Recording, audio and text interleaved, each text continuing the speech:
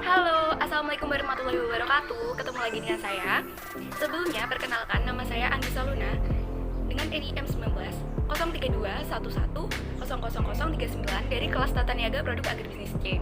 Oke, pada kesempatan kali ini di sini saya akan sedikit membahas mini riset yang telah saya buat dengan tema yaitu analisis tata niaga produk agribisnis pertanian secara luas, yaitu komoditas ayam di pasar Desa Kapas, Kecamatan Kapas, Kabupaten Bojonegoro. Nah, tugas ini saya buat untuk memenuhi penugasan dari ulangan tengah semester mata kuliah tata niaga produk agribisnis. Untuk selanjutnya langsung saja ke pembahasan, langsung saja ke slide berikutnya. Baik, langsung saja ke pembahasan pertama, yaitu perbedaan tata niaga agribisnis pertanian dan tata niaga produk agribisnis non pertanian atau non agribisnis. Nah, untuk yang pertama yaitu tata niaga produk agribisnis pertanian, yaitu semua tata niaga produk mulai dari sektor hulu maupun hilir yang berasal dari sektor pertanian. Produk agribisnis itu sendiri merupakan suatu produk yang dihasilkan dari kegiatan di sektor pertanian. Nah, untuk yang kedua yaitu tata niaga produk non agribisnis atau non pertanian. Kegiatan ini merupakan kegiatan pemasaran produk yang tidak dihasilkan dari sektor pertanian. Produk non agribisnis ini sendiri merupakan suatu produk yang diperjualbelikan tetapi tidak berasal dari sektor pertanian itu sendiri. Tata niaga di bidang pertanian ini memang sedikit berbeda dengan tata niaga di mana kegiatannya berkaitan dengan komoditas yang diperjualbelikan tersebut. Perbedaannya antara tata niaga produk agribisnis dan non agribisnis ini terletak pada cara pemasaran dan penyimpanan. Karena dalam lingkup agribisnis memiliki waktu simpan yang pendek, sedangkan non agribisnis memiliki waktu umur simpan yang sedikit lebih banyak. Baik, untuk selanjutnya yaitu pembahasan yang kedua yaitu analisis tata niaga produk agribisnis komoditas ayam di pasar Desa Kapas, Kecamatan Kapas, Kabupaten Bojonegoro. Nah, untuk yang pertama analisisnya yaitu menggunakan pendekatan komoditas atau commodity approach. Nah, di mana commodity approach ini, suatu pendekatan ini meliputi seperti harga jual, karakteristik produk, ketersediaan produk, permintaan produk, dan perilaku konsumen. Pendekatan ini meliputi beberapa hal yang telah sampaikan tadi. Untuk harga jual dari produk ayam di Desa Kapas ini banyak yang menjual dengan harga 36.000 karena dari pedagang pengepulnya sudah mendapatkan harga sebesar 26.000 sehingga hanya mendapatkan keuntungan sekitar 10.000, di mana keuntungan tersebut adalah penutup dari biaya yang telah dikeluarkan dari penjual pengedar tersebut. Nah, untuk yang selanjutnya yaitu ada functional approach. Nah, di mana di sini ada 3 fungsi, yaitu fungsi pertukaran, fungsi fisik, dan fungsi fasilitas. Nah, fungsi pertukaran di sini para penjual ayam di pasar Desa Kapas tersebut setiap satu harinya bisa menjual sekitar 40 hingga 50 kg. Nah, dengan mendapatkan keuntungan kotor sebesar 800.000 hingga 900.000 dan jika dilihat dari keuntungan bersihnya sekitar 150.000. Nah, dalam sehari memang mereka dapat menjual kurang lebih 40 kilo dengan keuntungan yang telah didapatkan tersebut. Selanjutnya untuk fungsi fisiknya, dalam penerapan fungsi fisik ini banyak pedagang ayam di pasar Kapas ini melakukan fungsi fisik berupa penyimpanan dengan memanfaatkan alat pendingin yang dimiliki oleh para penjual itu sendiri. Nah, alat pendingin ini dilakukan dan diberikan agar ayam yang mereka jual dapat bertahan sedikit lebih lama, karena bisa kita lihat bahwa ayam ini memiliki daya simpan yang kurang lama akibat sudah melalui proses yaitu penyembelihan. Nah, untuk yang selanjutnya yaitu fungsi fasilitas. Di sini untuk fasilitas seperti halnya menjaga kesegaran produk atau penyediaan alat pendingin di rumahnya, seperti yang fungsi fisik tadi yaitu memberikan alat pendingin untuk menjamin produk yang dijual yaitu ayam itu lebih segar dan sedikit tahan lama. Untuk selanjutnya yaitu institutional approach atau pendekatan kelembagaan. Pendekatan kelembagaan ini merupakan suatu metode yang diberikan untuk menganalisis lembaga atau organisasi yang terkait dalam proses pemasaran di pasar tersebut ya. Di pasar Kapas ini yaitu untuk komoditas ayam pedagang ini menggunakan satu saluran pemasaran, yaitu mulai dari peternak ayam itu sendiri langsung ke pengepul, setelah itu langsung ke pedagang pengecer untuk disalurkan ke konsumen akhir. Baik, untuk yang selanjutnya yaitu analisis struktur pasar atau market share. Nah, pada analisis struktur pasar ini merupakan suatu karakteristik yang ada di pasar dan dapat dilihat dari bagaimana saluran pemasarannya, jumlah lembaga pemasarannya, dan diferensiasi produk ataupun hambatan keluar masuk yang ada di suatu pasar tersebut. Nah, pada kali ini di sini saya akan mengambil yaitu konsentrasi pasar dan hambatan keluar masuk di pasar. Untuk yang pertama yaitu konsentrasi pasar. Nah, konsentrasi pasar ini dapat kita hitung menggunakan perhitungan market share dan perhitungan concentration ratio atau CR4. Nah, untuk mengetahui konsentrasi pasar, di pasar Desa Kapas ini untuk komoditas ayam pedaging dilakukan pendekatan secara kuantitatif, yaitu dengan menggunakan perhitungan yang telah saya sebutkan tadi. Nah, untuk yang pertama yaitu perhitungan market share. Di sini saya langsung menyebutkan hasil dari perhitungan market share tersebut.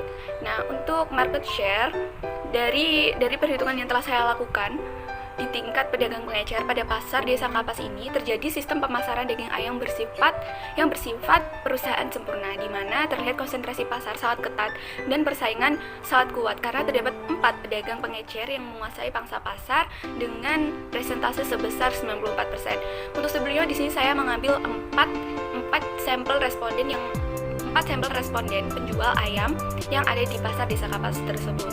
Untuk yang selanjutnya yaitu perhitungan menggunakan concentration ratio atau CR4. Nah, berdasarkan hasil perhitungan rata-rata rasio dari 4 pedagang yang ada di pasar Desa Kapas tersebut untuk komoditas ayam daging, yaitu kapasitas pembelian daging ayam per hari adalah sebesar 22% dan 25%, atau berada di monopoli konsentrasi tinggi. Hal ini terjadi karena ada 4 pedagang pengecer yang memiliki nilai CR4 lebih dari 0,8 yaitu sebesar 0,94. Nah, untuk yang selanjutnya yaitu hambatan keluar masuk pasar. Nah, keinginan penjual untuk melakukan keluar dan masuk ke dalam sistem pemasaran komoditas ayam pedaging di pasar Desa Kapas ini terlihat cukup mudah karena di mana masing-masing lembaga pemasaran yang ada di rantai pemasaran memiliki daerah pemasarannya masing-masing. Untuk keluar dari sistem pasar ini sangat mudah karena jatah dari pasar akan diperebutkan oleh banyak pembisnis di komoditas lainnya ataupun di komoditas yang sama juga.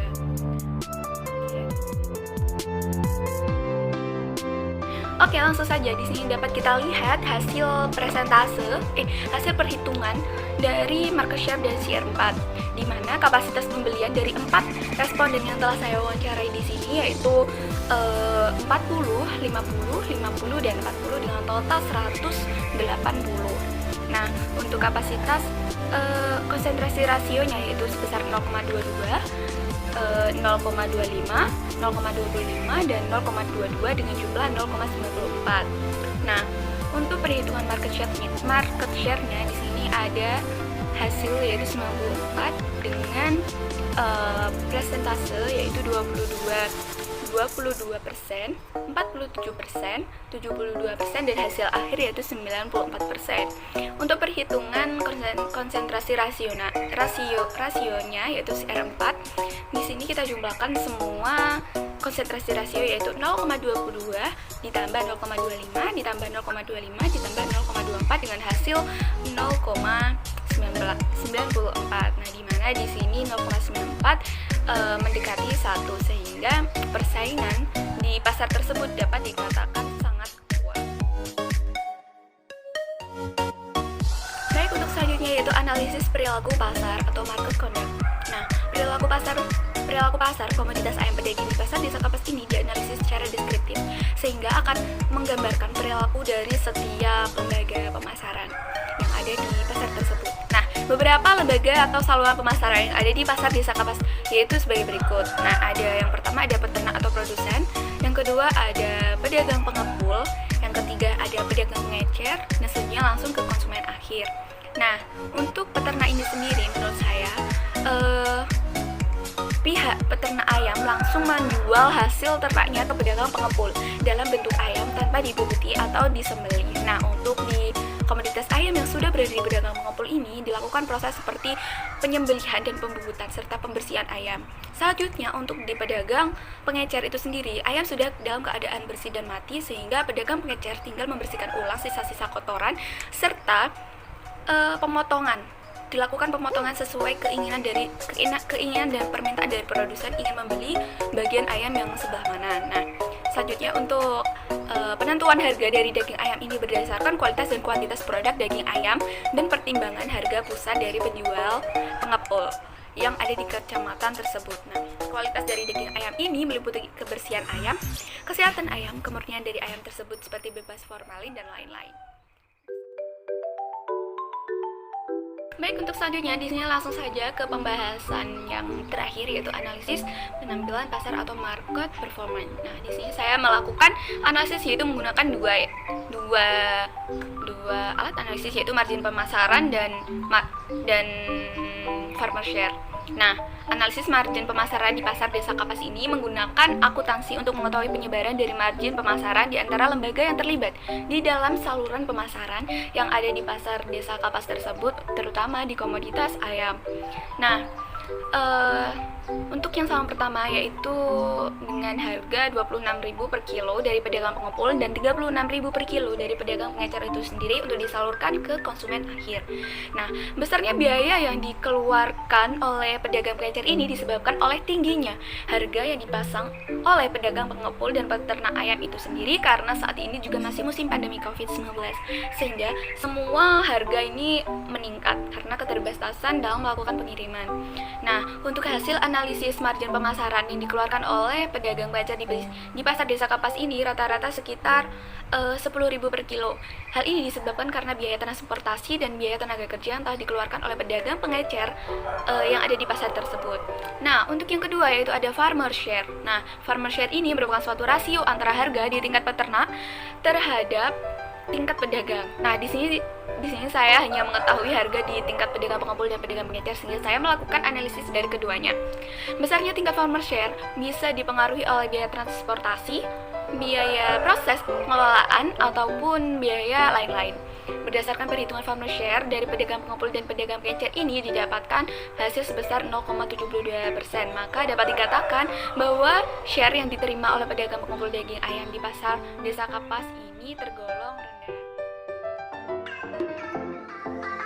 Halo, cukup untuk materi pada kesempatan kali ini. Semoga bermanfaat dan jangan lupa like, comment, dan subscribe ya, karena subscribe itu gratis guys. Oke, sampai jumpa di video-video selanjutnya.